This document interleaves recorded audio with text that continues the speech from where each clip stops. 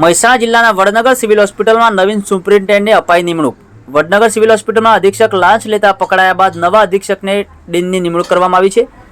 Vadnagar medical કોલેજના dean એવા doctor Sunil ઓઝાને તબીબી અધિક્ષકની અપાઈ જવાબદારી। ડોક્ટર ભાવેન કટેરિયાની મેડિકલ કોલેજના નવીન ડીન તરીકે સોંપાઈ જવાબદારી। વડનગર સિવિલ હોસ્પિટલમાં ઇમરજન્સી વિભાગમાં ડોક્ટરોના ઉદ્ધત વર્તનની ચર્ચાઓ ટોક ઓફ ધ ટાઉન બની છે, ત્યારે પ્રથમ તો ત્યાં સાફ સૂફી કરવા ખાનગીમાં વિઝિટ કરવાની ખૂબ જ જરૂરિયાત જણાઈ રહી છે। વડનગર સિવિલ હોસ્પિટલમાં ભોજનમાં પણ ગુણવત્તાની બૂમ ઉઠી છે, તે યોગ્ય જળવાઈ રહે તેનું ધ્યાન ખાસ રાખવું જરૂરી છે। ત્યારે ડોક્ટર હર્ષિત પટેલ અધિક્ષક 20,000ની લાંચ લેતા પકડાયા બાદ તે ખાલી જગ્યાએ કરાઈ છે નવીન નિમણૂક। વધુ સમાચાર અને અપડેટ્સ માટે જોતા રહો online TV news. Farooq Memon સાથે।